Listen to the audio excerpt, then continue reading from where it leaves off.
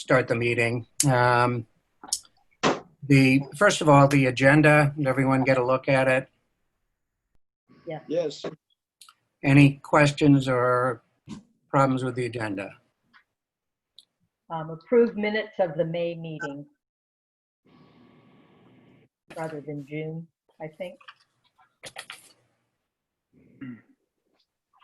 Oh, yeah, you're right. Okay, and it's also a Zoom meeting, as we well know, rather than a meeting up there. Okay, anything else? Okay, move to accept. Bruce, So moved. Bruce, I had made some suggestions. Were they Yeah. taken? Sure. Were they taken? I gave them to you and Tom. My Yes. suggestions were made to. Yes, you and- no, those were, I think there was one thing that you had asked about, and that was Fred's involvement or something that I left. But otherwise, the changes were all made. Okay, Are we talking about the minutes? No, but we're doing the agenda just to get the vote on that. And I'm today's sorry. the 21st. All in favor? Aye. Today's the Okay, 21st. we're supposed to do it, but that's close enough. This is being recorded, by the way, just so everybody knows. But okay, now for the minutes, these were the May minutes, not the June minutes. And Bruce, I don't know if you heard, the date is wrong. Today's the 21st, not the 20th. Yeah, it actually was changed in the last, Okay. but I didn't so print that it. has already been changed. Okay, sorry. That's okay. No, it was wrong first time around. So on the Any minutes, other comments on the minutes? Bruce, there are a couple of typos towards the end. Did you already get those? Like Payne Hollow Road without an I. Where is it? Towards the end of the second page, map 29,400. Yeah. Oh, Payne without an I. Gotcha. Yeah. And this is tiny thing. Adjournment 5:15. You've got a semicolon instead of a colon. good Oh, catch. yeah. Okay, got them both. Anything else? She must have been a school teacher. I was gonna say English major. Systems analyst. Journalist. Okay, move to accept. So moved. Okay, all in favor? Aye. Aye. Any against? Okay, all right. So I don't have, I think everything I have to say is included in other areas here, so I'm gonna wait until we get to those. Anything, Tom, for vice chair? Well, no, other than we will discuss our visit to the properties and our discussion about the Sutter or Sewell's gutter there. Right, So, okay. for sure. Okay, moving down, property management. Anything, Fred? Only that I've been out looking at the properties, starting with the larger ones. And so I've looked at a few of them and I've got some more to do. Some of the ones on map 23, I think are going to be a little hard to find the property boundaries and all, but I'm going to do my best. I may call for some help. Okay, sounds good. I think Fred, the you one can thing I'd give me like a to call. say, Pardon? Fred, if you want backup, I'll be happy to come along. Great. as will I, Fred. The one thing I wanted to say was a big thanks to Denny and actually to Mike Fisher, who both went out on the Bayberry area, and Denny with his lawnmower and Mike with some clippers, and really did a nice job. You could see that trail was really, really overgrown. Okay, trail guides, Lynn? Thanks, Denny. Thanks, Fred. Yeah, Fantastic. Trail guides, not really. I did give some to the Chamber of Commerce. Denny, I think you emailed me sometime back.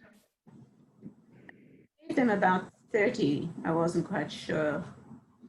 I haven't heard back from anyone. I have about 90 or, close to 100 packages left. Rushing to print any at the moment, but that's down the road still. So Lynn, where are they available? Say that again? Where are they available, the trail guides?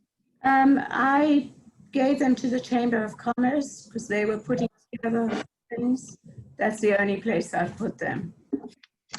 I don't know if we should be putting them anywhere else.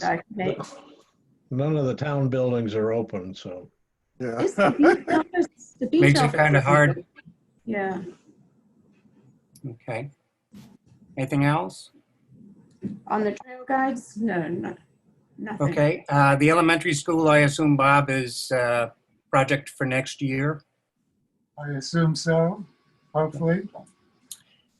Conservation Trust. Do you have anything, Denny, with Well, not for the minutes yet, but we're still working on Chequesset. And one little nickel and dime thing is going, but we'll get there. We are going to have a meeting, Bruce, on Monday. Okay. I haven't put a notice out. Much easier to get in than to say. Actually, that's not worth going into. Anyway, I will see you then. Yep. Friends of the Herring Riverland. A few things. There was the Cape Cod Commission's public hearing on June the 11th, and they voted unanimously to grant approval of phase 1 development of the Herring River. And I've just heard from Martha that the appeal period has closed. She's pretty sure of that. She thought anyway. And as far as she knows, no appeals have been made. So that's a good thing. That's the approval for the first environmental permit to be issued for the project. Additional permit applications to local, state, and federal agencies will be filed in coming months. And then the other thing is the Herring River Group has put out a survey that they'd like everyone to take. It's on the website. If you go to herringriver.org and then click on Take the Survey, they call it the Herring River Social Factors Survey. And it's to get everyone's opinion on, besides the scientific topics associated with water quality and habitat changes. As more seawater comes in, they want to know the concerns of the public. And they have 6 specific areas that they're about in the survey. One is public safety at the dike, public safety in the project area, viewscapes, changes in public access to intertidal areas, recreation, and salt marsh smell. So they really would like everyone to take these and the survey, and there are postcards and posters going up around town to ask people to do so. The only other thing is there are 2 live virtual presentations and polling events coming up in August, I think, to ask similar questions. Okay, so I think we should all get on and do that. Housing Partnership, John? No, nothing to report. Although isn't today the opening for the Habitat? Oh, that's true. Yeah, but So did they finish those 2 buildings? I think so. With COVID and Zoom, I've not been the best attender because it's difficult for me. But we don't Okay, have- CPC, Bob? We had a meeting on Friday to entertain 3 new proposals for the September meeting. One of them was approved for emergency COVID housing.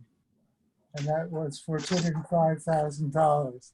The other two will not be on the warrant at the September meeting, but we've asked the sponsors to come and present to us more information. One was for a project in Dennis for housing for veterans, where they're taking a house and rehabbing it, or purchase it and then rehabilitating it, and then they will be able to house 5 veterans, homeless veterans. We wanted to know more about that and what that would have to do with Wellfleet before we granted them any money, whether they could actually buy the house also. And secondly, there was a proposal from the modernist houses for a rehabilitation of one of the houses. Peter McMahon was the sponsor of the proposal. The total project cost is $2,200,000, and they were asking for $200,000. So we want to hear more about this, and we felt that $200,000 for this very worthy project of keeping the modern houses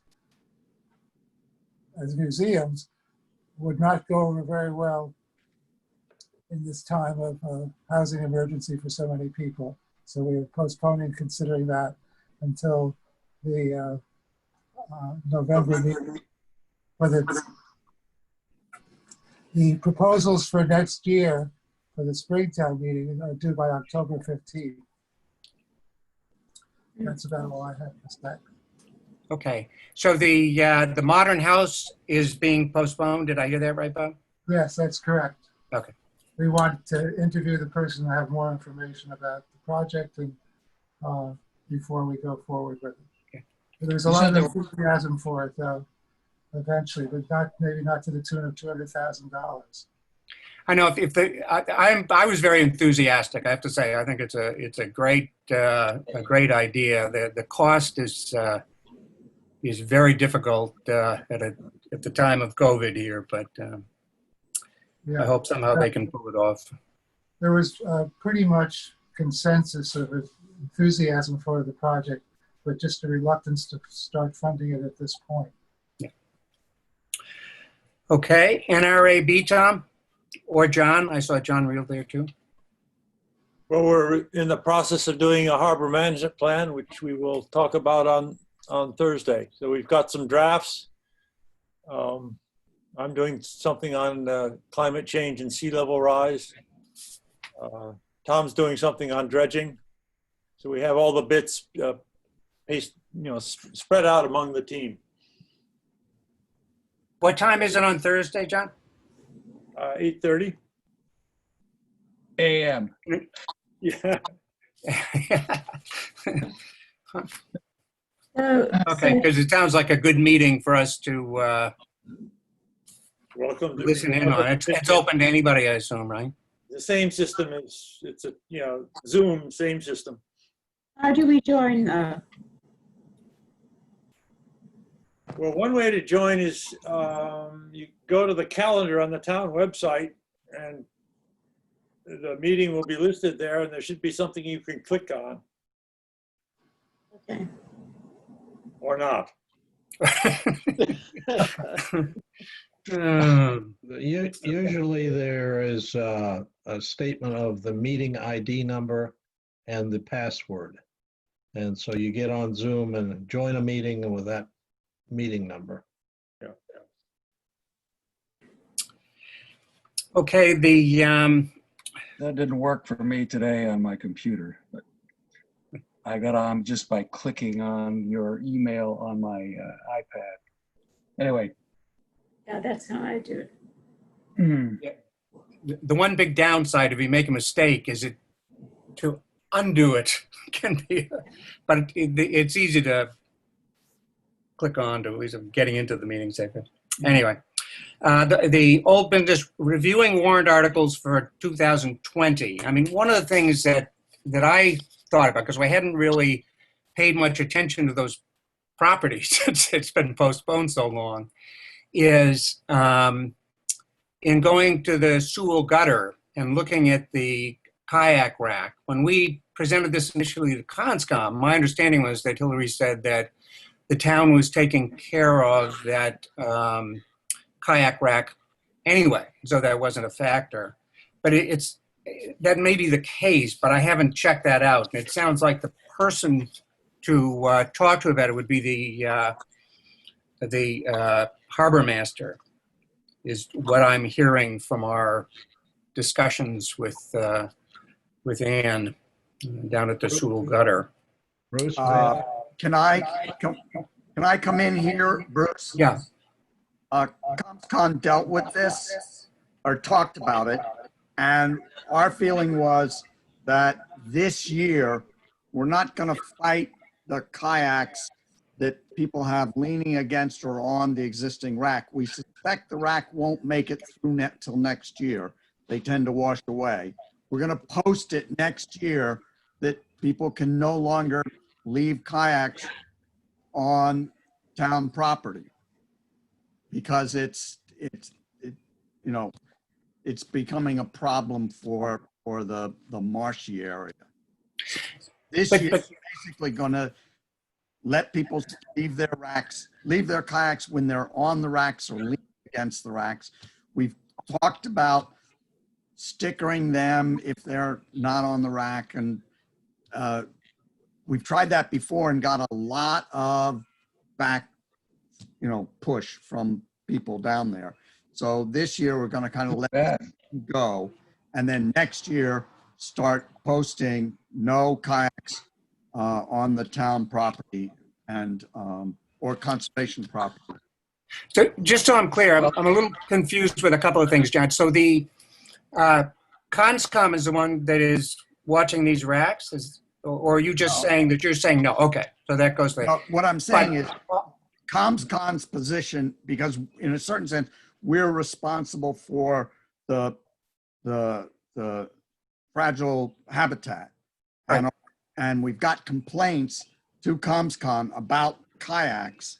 So our position has been, rather than tag the kayaks, which we've tried before years past and got a lot of very negative feedback, that for the rest of the season, we would allow the kayaks that are on the existing rack. I mean, I think one part of the rack, one rack is washed away. We don't think what's there for a rack will make it through till next season. So we're letting things sort of sit as it is now, and then next year we'll post it as no kayaks. But Well, are you there's just talking private- about Pleasant Point, John? Or are you talking about there's a whole bunch? There's, on Mayo Beach and No, Powers we're Landing. just talking about, see, Mayo Beach has got its own. Right. We're talking about the kayaks at, Omaha Road. Sewell Gutter. that's town property, it's conservation property, and that's what we're drilling. No, it's not Conscom property. Well, It's town Board of Selectmen property, and WCT owns behind it in the gutter there, in the marsh. but the We've heard lots and lots Because- about that. We'll get to that. Yeah, conservation has because we've got a complaint and because we are responsible for fragile environments, we're moving in this direction. well, John, the fact is that there are kayaks leaning against the rack, but there are at least another 10 or a dozen just laying out on the, on the grass there, as they are at the end of Old Wharf Road. Right. So I'm just telling you where Yes. we are. I mean, Yeah. basically what we're afraid of is if we start tagging them, we're going to get into, people are going to have a fit in the middle of the season. Go ahead, Dan. I think the town is going to need some backbone because we're having problems at Old Wharf. Thank you, Tom. And there's a problem at Omaha Road, and there are all sorts, and there are rules and regulations out there already. And so the town is going to need backbone. And we're to the point where we're gonna need backbone. We're gonna confiscate some of the kayaks that are there. You can imagine how much fun that's gonna be, but it's gonna be the only answer, and the town needs to do it. We did it a few years ago, but we're not doing it anymore. But let me just, if I can say, Danny, because I think there are really two big issues. I think the kayak racks, my own bias with this at least, is that those kayak racks are terrific, and I think that it's good that they're there. The problem is that even when there's a system, and I think the Conservation Trust system over at Old Wharf is a good one. Even when you have a good system, people, when they don't get into the lottery, when they don't, will put their kayaks on the beach, on the grass, etc. But this isn't, again, but from both what you and John are saying, you're not saying we're going to get rid of the racks, or are you? No. No. We have to keep, WCT has to keep the rack. We've dealt with people for years, and the system works for those who comply. Right. So, So when you say get a backbone, it's for those, you got a system, you have, the kayaks are off the ground and on this, and for those who aren't working within the system, those kayaks yeah, are going to be at risk. there may be a big sale next year. Okay. Okay, any other comments on, again, the properties, just to remind everybody, but it's been so long since we've done it, are the properties over by Pleasant Point, which include the path to 210 and then 209, and then the three properties that are close to Baker, blocking Mayo Beach. Mayo Beach, yeah. Okay, anything else? If I can just say, Bruce, I had a conversation with Hillary yesterday, and specifically about Omaha Road. Yeah, And told her that, I felt that those should become Conscom care and custody. And so we got into the issue of the kind of feedback they got before, but it really needs to happen. So I would hope that's a fairly high priority. Maybe not, it's too late for this town meeting, but the next time. yeah. Yeah, we had a long talk when we went out there with Dan. Go ahead, Peggy. I just wanted clarification, which property Denny was speaking about? Is that the one at Sewell's Gutter? Yes. Yeah. Oh, okay, yes, AKA Omaha Road. okay. Right. So I was going to get to that in the new properties we looked at, because we did hear a lot about it. Okay. The other thing, though, to bring up is review on old business, the status of the town meeting warrant article 30-14. So it's a property 30-14 that the town Board of Selectmen is supporting, at least the last I saw. The planning board has voted 3-2 to 1, and we voted against.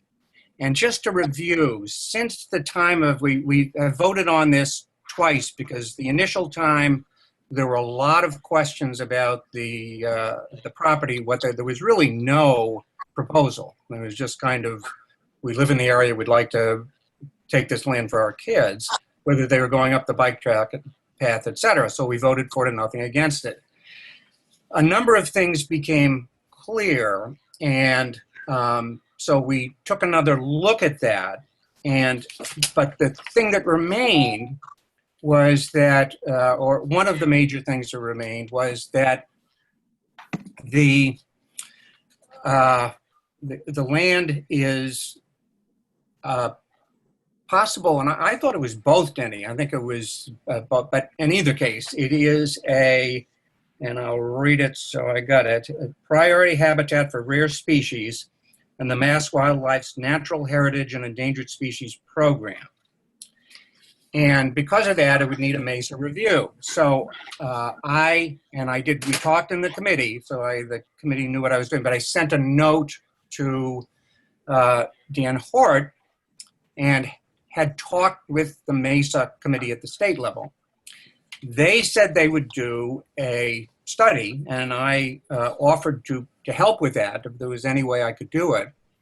and said essentially that I couldn't understand why, given the questions that we had about buildability of the property, value of the property, et cetera, they wouldn't do a MESA review. Did not get a response, and Denny sent a note then in, I think, both to Dan and the Board of Selectmen, Denny, right? He's still on? You're muted, Denny. He's showing us muted. He's shown as muted? Uh-oh. Yeah. Oh, how's that?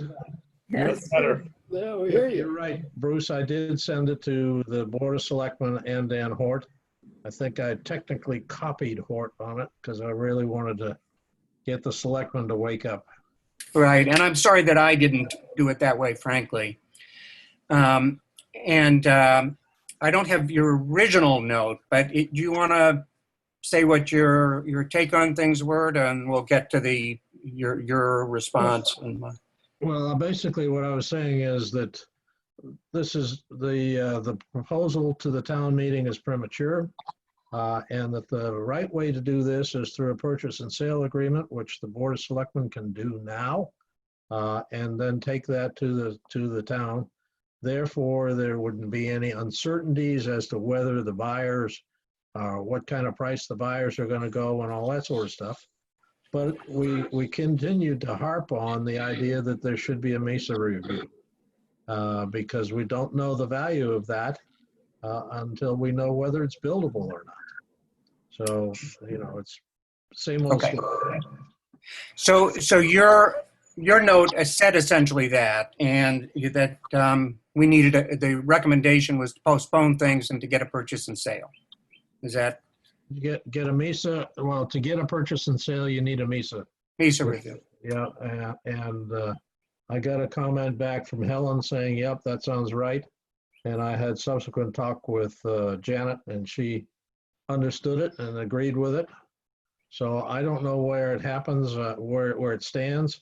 I know they were going through the warrant. I believe it was last Tuesday. I don't know if they got that far in the warrant. I don't know where it stands right now. Yeah, I didn't look that far either. I should have before the meeting. But I do know that Dan Hort did not support this. Oh, no. Courtney, are you still on board? She's muted. I know. Okay, it's all recorded anyway. I think, so the bottom line is our feeling, despite the absence of support, is that this is something that makes sense to do. I personally think that at least the MESA review is necessary. And I really agree with Denny, and I did not want to undercut things. The best way to do it would be to have a purchase and sale, to postpone this, to get the information we need first, and then to bring it up to town meeting. I don't want to. Last year when we had the Hilda, this was seen at least as an urgent situation. So we didn't have the data, we didn't have the appraisals, we didn't have the. When it comes up again in the same kind of way, I'm saying, is this the new way of doing business? We're going to pass this, give it to the Board of Selectmen, and they're going to decide after the fact? I just don't get it. I think, we really need some information on the property before we're going to vote. If this turns out not to be a buildable lot, I'm not voting for it. And so the last time, for those reasons, we voted 7-0. Denny has asked that we rewrite that the whole committee, if the committee is comfortable with this, to send another letter in, essentially support by the committee, so that it wouldn't be just my opinion, although I thought it was trying to convey the committee's feelings, but that we essentially as a committee are letting them know that we voted 7-0. I have the letter and I sent it to you guys. Did people get a chance to look at that? Yes. Okay. So my letter may have come with it, and it was a little tricky, but given that I wrote 2 letters and Denny wrote 1 already, sort of how I step into things. So we came up with a letter, and I'll read it if people are okay with that, and then we can take some comments. The Open Space Committee recommends that the above referenced article be removed from the warrant for this annual town meeting. The open space is unanimous, 7-0, or has been, but this is a request again to look. In its opposition to the article is currently presented. We feel that going to the ATM is premature. We recommend that a purchase and sale agreement should be undertaken so many of the uncertainties can be evaluated before being presented to the town meeting. A more transparent proposal can be presented, and a more transparent proposal can be presented. The select board should negotiate a PSA which is contingent on an annual town meeting vote. Although other uncertainties exist, the biggest issue that can be evaluated is the buildability of the lot and therefore determining an appropriate value at which to sell it. The entirety of the lot of the land has been designated priority habitat for rare species in the Mass Wildlife's Natural Heritage and Endangered Species Program and would need a state MESA review prior to building. Although a large piece of property, the actual buildable area appears small, so depending upon the state inspection, the land may or may not be buildable. Open Space has contacted MESA to understand the best approach to getting a review. In discussions with them, MESA will do a review. I'm not sure if it's no cost is correct there, Denny, but at the request of the town, period. For a final ruling, MESA would need a formal building plan, but they indicated that an identification of the building area, building envelope, would be sufficient for the informal review. OSC is available to work with MESA to conduct a review and to report to the select board. If that would help in that would help in valuing the lot and enable the development of a PSA contingent on town meeting vote. If town meeting members don't have this information, it won't be clear if we're voting to sell a buildable lot or unbuildable property with limited value. The committee would not support the second possibility. Okay, any comments? What I'm asking for is a vote on this. If people support it, this would be something that would be sent in as not mine or Denny's, but as something that the committee itself is supporting. Any comments or people feel that they can or can't support this? Well, didn't we essentially do that in voting against our approval of the warrant article the last meeting? I mean, so it seems that we all would support this letter. Okay, anybody else? I agree. I think we just need to put this to a vote. Okay. Can I ask a question? Yep. The last sentence, the committee would not support the second possibility. So in other words, if this were not buildable, and what you're saying is what we're going to do is to take that property that does have some conservation value and for $40,000 sell it to the family for their use. That to speak, I mean, I thought that's what the committee was saying before, is that that's not something that we would support. Okay. You hear what I'm saying, Lynn? Yeah. Bruce, I can understand Lynn's concern or confusion there. I don't know if it's confusion or concern, Yeah. but maybe just clean it up. And rather than Okay. the second thing, just say what that second thing is. Right. Yeah, that's better. Okay. The No, I other got you. question is, if the lot is buildable, if it passes a MESA review and it's buildable, are we in support of selling it then? Because the way this We haven't gotten that far because we don't have that information. Yeah, but the way this is stated, it implies that we would be open to that. So I Well, agree with it. I know that at least in what I wrote to them, very frankly, is I know there's at least one member on the committee who would vote against it anyway. And I don't know where other people are on this. But John has made his feelings known, about it. So even if this were true, there wouldn't be a unanimous vote the other way. To speak personally, I think there are reasons to allow the family to get the land. I'm not. They have a large lot that I understand is subdividable. Their own lot is subdividable, so I'm not quite sure what all this is about. if that's true. But in either case, I think that if it's buildable, if they can negotiate a price that is paying attention to the fiduciary responsibility of the town in terms of selling the land, then I think that's all great. To say, to vote for something, to vote for this where it is now is just saying if this is going to go from the Board of Selectmen to the Board of Selectmen to do what they want to do with it. And to me, I don't understand it. I truly don't. But Bruce? Bruce? Danny?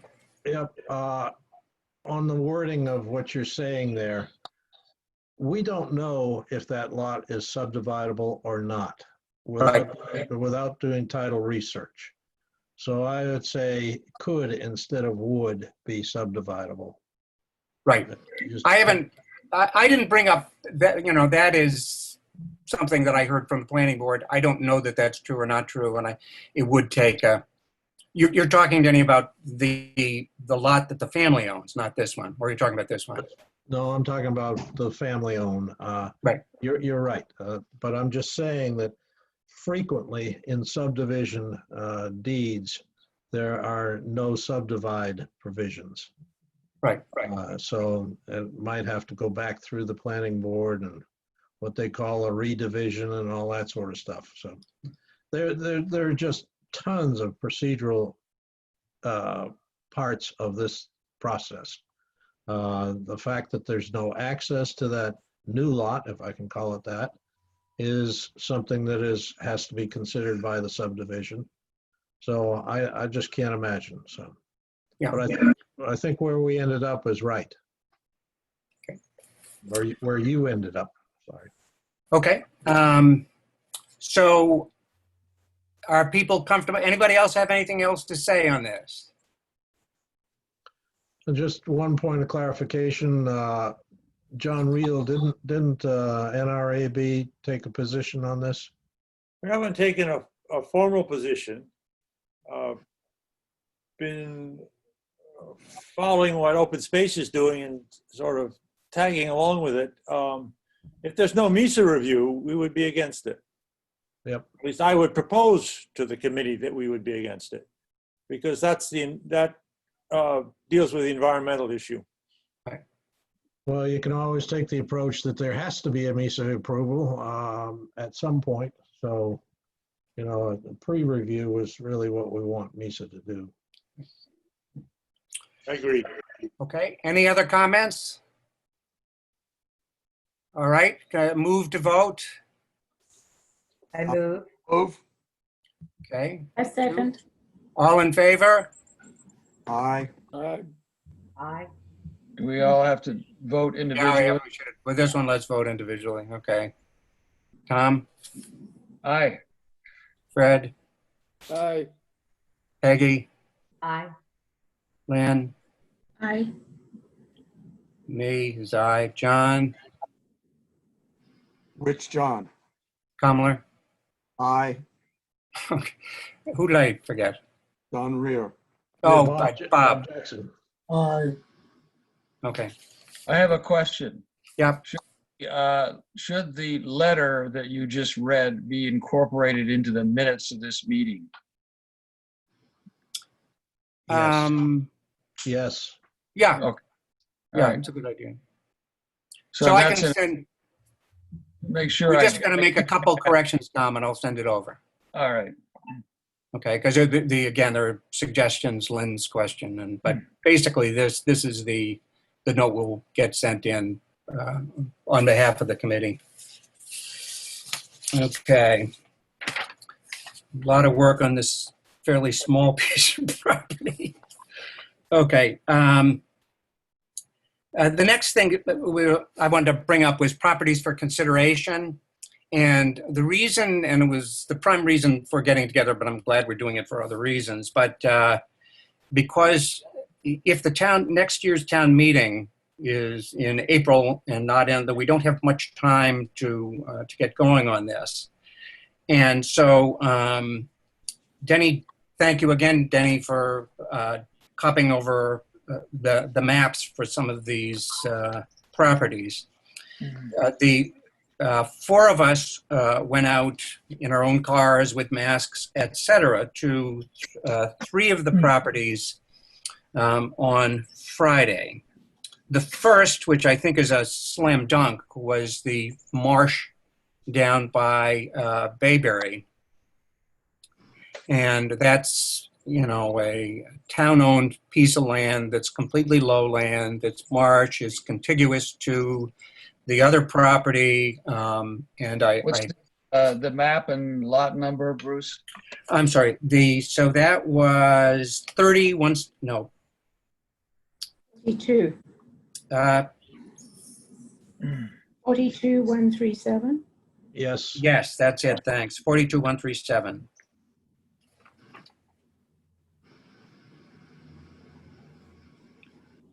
Okay. I don't know if we should, we can vote on it at a later time even, but I think that's a real reasonable one for next year to make sure we get into, get on the town meeting to request for transfer to conservation. The next one we looked at was map 30, number 178. And that would go along. There are two pieces of marsh property, 186, 3186 and 3188, that we had wanted to put in conservation. Didn't happen one year. Those two and this, if we decide on this, I think would be an easy three to put together. The only question I had, the group of us had with the 178 was it really appeared like the lot started at the seashore and went over just to the other side of the electric lines. So initially, when there's some upland there, I was worried it might be buildable. It's clearly not buildable. But I did wonder before we move forward with the conservation, I'll check with Hillary on it. They being NSTAR needs access to the lines. Will that affect our putting this into conservation? Almost the whole lot is marsh, and it's an extension of the marsh that's on the other side of the bike path over by the South Wellfleet store and all those places. Bruce, I haven't looked at that particular parcel, but most of the land that is covered by power lines has an underlying easement in the favor of now NSTAR or whoever it is, Eversource. Right. So, the idea that the idea is that you can't develop underneath it. So it's not a high priority, but I haven't checked that particular parcel. And so you can go from there. Yeah. Yeah, I think if we look at that, 90% of the property is, or close to it, is in the marsh. And so it would be one that'd be nice to protect if we could. If there are issues around the access, then that's something that wouldn't be doable. Bruce, there was another question that I had about that. If NSTAR has a easement there, does that give them the right to use herbicides? And wouldn't that? Oh, yeah, that's right. Yeah. It's being put into conservation. Right. Yeah, that's another really good question. They certainly have the right to mow and cut down trees that grow up. But I don't know about herbicide. Yeah. Again, to give you a feel for the lot, this is at the top of the hill, right on Cahoon Hollow, or LeCounte Hollow Road, and it's up the hill. It goes way down, and basically most of the lot is in the marsh. I can't imagine these things being issues, but it may right up. But it's a good point. They could use pesticides up towards the road to keep that clear, and whether that's something that with this, if we were putting into conservation, could you put some limitations on that if that's something that's appropriate? Okay. Anything else? Anybody? Bruce, I don't think we have the power. I don't even think the town of Wellfleet has the power to prevent them from using herbicides. I think that's already been established. The state has given them power that supersedes that. And they've been back and forth on herbicides. Their decision about herbicides, I think, are made in terms of public relations rather than the law. I think the law gives them the right to use herbicides, and the town does not have, unless the town prohibits herbicides across the whole town. Right. I don't think they have the ability to restrict what Eversource does under their power lines. And they sometimes use herbicides and sometimes mow. I think that's a response to, public pressure rather than what they can't do. Maybe another factor in our thinking about what to do with this, if that is the case. I'm not sure it makes sense to put something in conservation that they're going to use a lot of herbicides on. It's a small area that they would do it. As I say, if you get it's only up at the top of the hill. But anyway, to look at that later. Any other comments on that one? I just think it's worth trying to find a way to have an exception there with the marsh so close that, it would be a battle, but might be worth fighting for that property. Well, let's see if it is worth fighting. It sounds like it's been decided. In the putting this into conservation would help that cause, that would be terrific. But if in fact it's all decided anyway, then it may not make sense to do it. But all of these are for exploration for the future. The other one we went to was Sewell's Gutter, and I'm delighted to hear Denny's report that Hillary and others are going to take some action there. It's a very tricky case. We ended up meeting Anne Utrecki, is it? And there are some real issues down there with the town-owned property. There are people who do put their kayaks everywhere. The shellfishing people, and I'm not convinced that's on the town property so much. She's got pretty much a separate issue until it goes out to the beach. But the shell fishermen go at a pretty good rate going out there, and she's upset with that. I may be wrong, but I see that as kind of a separate issue to what's happening with. Anybody wants to own this. I mean, she had, admittedly, she was pretty fired up when we were talking to her, and I don't know if that's her usual state, but at any rate, she's been to Hillary, she's been to the Shellfish Commissioner, she's been to Denny, and everyone, no one really has a good answer for what to do down there. So, right. I would say that the issue of the shellfishermen bombing through there, I think that's manageable. When I was there, and some of those guys know who I am, they were very slow in going through. You have a lot more pull than we do, Denny. Not all of them were moving very slow. But I hear you. It really is Denny's picture on it. Right. Good day. No, that should be. There are issues that around the private hurrah that have nothing to do with us and but it should be something that is fixable with some. It is potentially a win-win for everybody, and it's in everybody's interest to make sure that works. Whether or not to go forward with this as a conservation property, it sounds like there's a lot of it's messy, I think.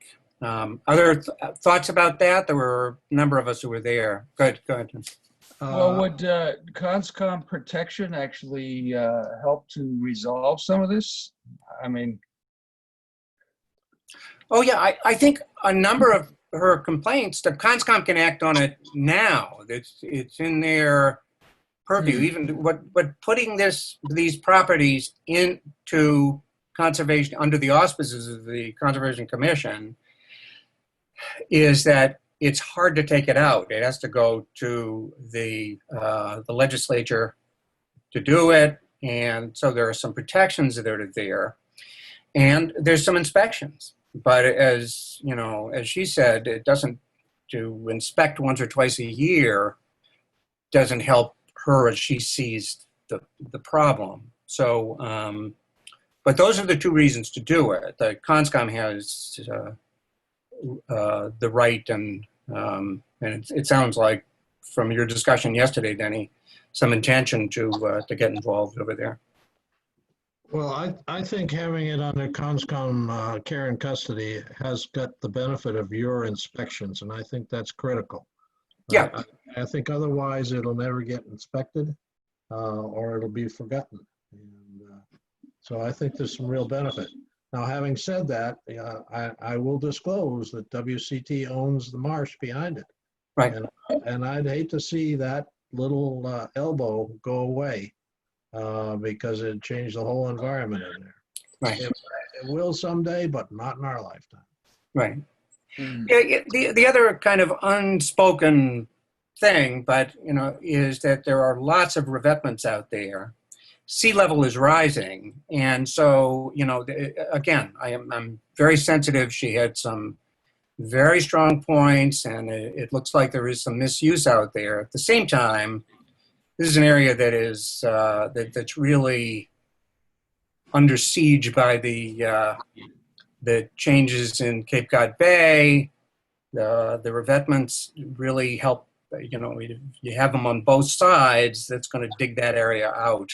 But I do hear you. In that we can work to help protect that. Is something that makes some sense. Any other comments on that one? I do have a question, and this is just out of ignorance. If this is a town-owned property, and as I understand it, that makes it a public beach. Is that true? But how do people access it if all the roads in that area are private? There's some access stairs over on the other. Off Hiawatha? Off the other roads with the Hiawatha is a public? Exactly, the Hiawatha. Thank you. That was bothering me. I also But you think can't there's, park, you can't park on the road though. That's You have to right. walk in. right. I also think there's, I'm not sure about this. There are designated town beaches or town landings, and there's town, which are town property. And then there's town property, which are not designated as town landing. Right. And if we, and this I don't know, if we put this in conservation, does that mean that the possibility of this being a town landing disappears? And will that raise opposition? No, I'm just to speak. Denny's more knowledgeable with this stuff, but I don't think it does. Certainly, there are lots of examples. Conservation Trust owns Old Wharf, and that's not only a landing for, you know, that's not only used by the boaters and the swimmers, but it's used by lots and lots of the shellfishermen, et cetera. The property that we're looking to put into conservation next year is used as a beach right now. The kayak rack that is over by Pleasant Point, the kayak rack is there. The expectation is that's going to be used as a beach, hopefully in perpetuity, if we can put that land in conservation. So I don't think that passive recreation, which is what I would call that, I think that passive recreation is allowed for all these properties. I don't think there would be any issue at all with that. Okay. But it's an access issue, as Peggy was pointing out. Right. And that's just part of the equation. Right. Okay. And the other one that we had talked about, we didn't revisit, but just to say it is still out there, is the Agar property. And, you know, I personally hope that we can get that through. I think the idea of having a town access way, this is the one, just to remind people, over at Lieutenant Island, just right before the Audubon land, a place called Boathouse Beach. And so we actually have looked at to see whether some of the conservation groups would be interested in buying that piece of land. Because of the boathouse, they aren't. But it seems to me you could put an access there and the ownership could remain, but the town would continue to have a path that would allow for access to the beach. Again, my worry would be if somebody I think it's unlikely, but if somebody buys that lot and the boathouse and says, we don't want people here, it'd be more difficult to access. Audubon owns most of the rest of that property. The tricky things are that the marsh is owned by Audubon, and that if you remember, this is the second time we went through this, that back in 1962, the town voted unanimously to accept the gift of that road that goes to the town landing. Unfortunately, in talking with the lawyers, that never got registered. And so it's not clear that that road, that ever happened. So, so the two bits that we have to look at are on both sides of the pathway. But I'm hoping that that's something we can work out. Bruce? Yep. Bruce? Just so you don't have to eat the words later, but you ought to have a P&S on that, or some kind of contract that gets approved. Right. They're asking for 10. They're asking for 10,000 though. Think we still should have one? Yep. Okay. I hear you. Good for the goose. Well, that's We're right. asking for 10,000 just for the access. Yeah, in other words, it would be a town-owned piece of land. It would be an access strip. Well- And I thought that was a very reasonable request, actually. But I think the idea of getting a PNS makes sense, which Bruce, is not likely to happen this year. But if we can get these other things sorted through, Bruce, I think that would be an easement rather than an ownership issue. But that would come out in the PNS. right. Okay, there are a number of other properties that were included. Bruce, could you just say again what you think the solution is there? No, you mean for the aggregate Yeah, property? No, what Denny's saying is you need a PNS. If we're going to do that, Right. it's a private sale. That should be something that's done for everything, and I hear it. There's a discussion with the Audubon that's going to be happening in the near future because of COVID and all the problems. Both Melissa and Bob Prescott are aware of this, and so we are going to have a discussion with them. They're abutters and they own the marsh there. And then the question about the road, we'll have to do a little more research on. So I'm hoping that won't stop it, but that's something else we'll have to look at. What's going on here? You still with us? You got a video problem. Okay. Yeah, can you hear me? Yeah. Yep. Well, my iPad is about to croak and I'm trying to plug it in here. See what happens. Now it's asking for password. All right. We are. Okay. There are a number of other properties, and some of the ones, a couple of the ones are ones that John Reel came up with in looking at the ponds. I just included those not because I think we should be looking, those aren't buildable properties and they're within the park, and so I think to just keep those, but I put them in just so that we remain aware of them. The other thing that I did, Fred's been doing a lot of work on looking at the properties, and both he and some others have said we should have criteria to make a decision about which property we were prioritizing. So I sent two, we don't have to discuss it all today, but I sent the Conservation Trust ranking system. And I sent John Portnoy's, and John had written his up from Conscom to give CPC an idea of what we're looking for when if they were to get properties. I think John's has the advantage of being quite simple and yet touches a lot of things. I think the Conservation Trust, there are a lot of programs that are in effect, including the biomap, the natural heritage, et cetera, where values are already given, where properties have already been recommended. And so one of the advantages to using their system is a bit more complex, but we have information on the value of those properties already. There are a couple of other systems that have gone through the last couple of 5-year plans. One of them is pretty simple and quite similar actually to John Portnoy's. And the other would take some editing. Did people get a chance to look at these at all, or is this something you want to postpone for another? Well, it's going to take some discussion, I think. I like the one that Denny had there, the Conservation Trust one, with the biomass. Biomap 2, is it? Yeah. Where's that accessible? Oliver? On Oliver. Yeah. Okay.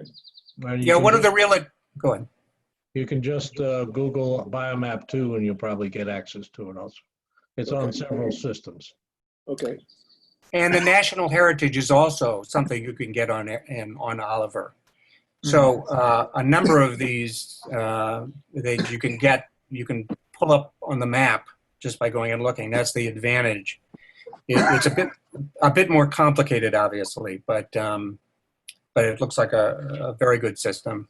John's, I think, is straightforward, and basically what he's presenting is what we're doing. That is that, as I see it, practically all the properties are properties that are either there to protect the bay, protect marsh, or a combination. And there's very little upland that we haven't asked for any money from the CPC for quite some time. So basically what we're doing is what he suggests we do. There are a couple little things in his if we used it. I think it's not just rare plants or special, but animals as well, if there's that could go into that. But so maybe if everybody has a chance to use that, and I'll try to do some editing with the other one. I think these two give you an idea of the simple one where you have some statements, and the one that can be confirmed, and you can go into Oliver and really look at where the boundaries are, et cetera. Bruce? Yeah. So I printed out both. One is a simple list, that's John Portnoy's, Yeah. right? And the other goes on for pages, That's correct. and that's That's the Conservation Trust. Their list is a short one. Okay, if you take a look at the first or second page there, Lynn, they have it listed Biomap 2, they have ACEC, in other words, the area of critical environmental concern, they have et cetera. And so that's what they're looking for. But then, very appropriately, they have a lot of description about what each of these things mean. okay. Okay, thank Okay. you.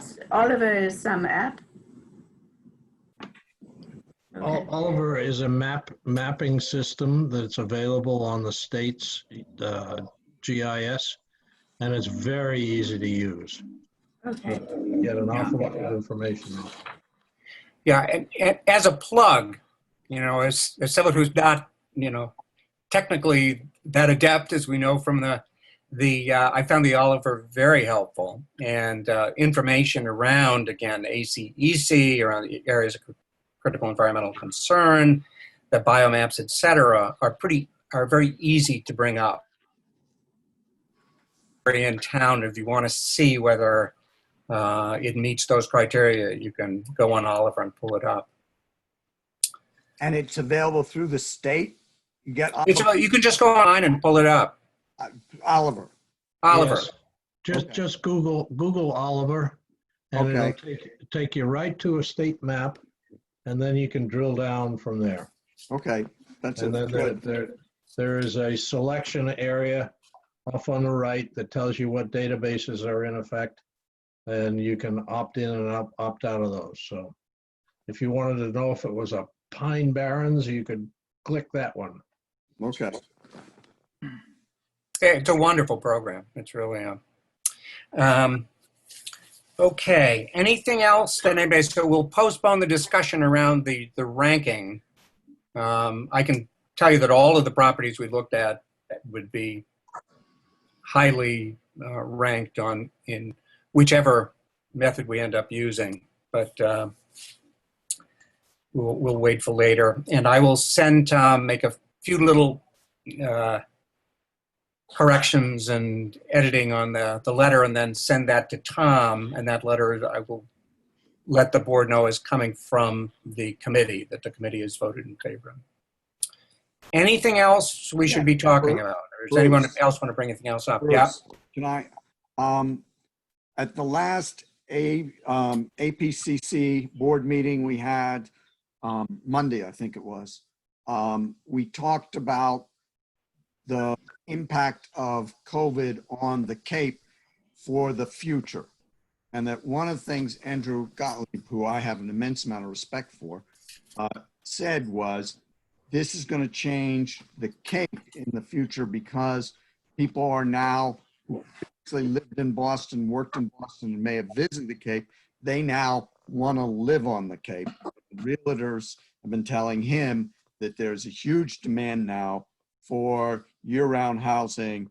People who had just had summer homes are converting them to year-round or are looking for buying year-round homes.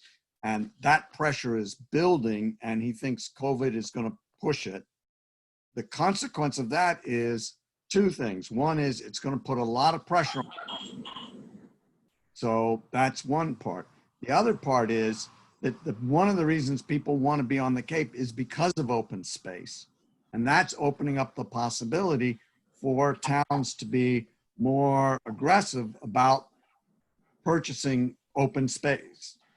And he said, for example, in the town of Mashpee, they just pushed through a major purchase of open space.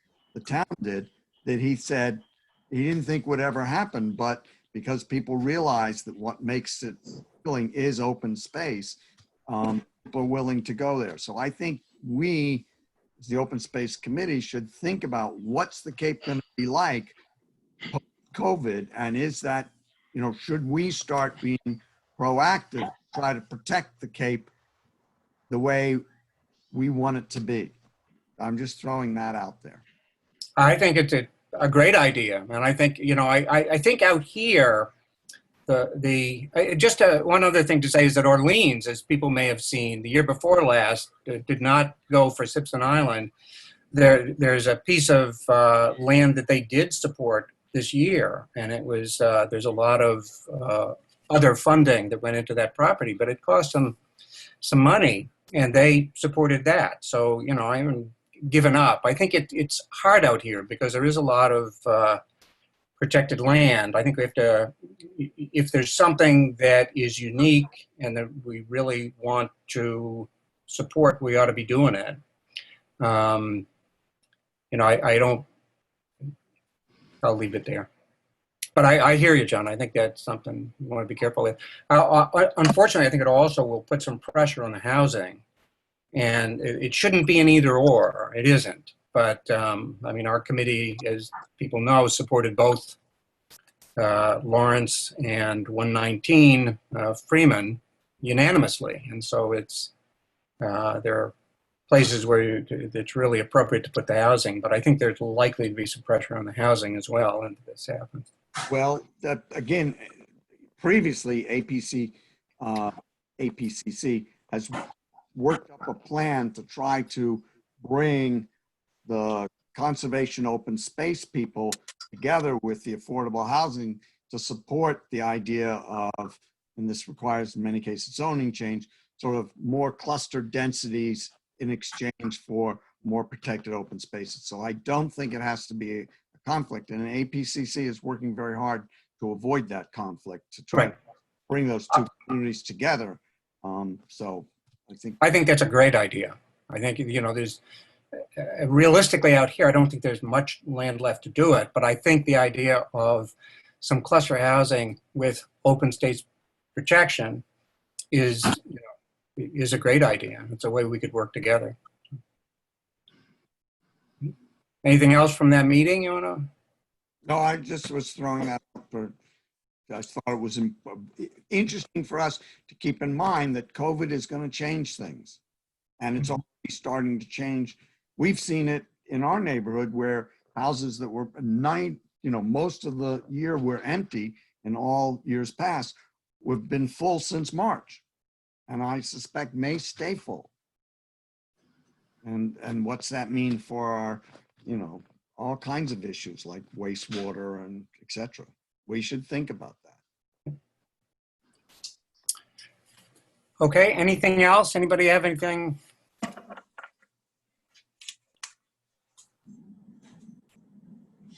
Okay, motion to adjourn, So move. second. Okay. I'm Second. not going to bother with you all. All in favor? Aye. Anybody against? All right. Thank you, Bruce. Thank you, guys. Thank you, Okay, Bruce. good discussion. Thank you. Bye-bye.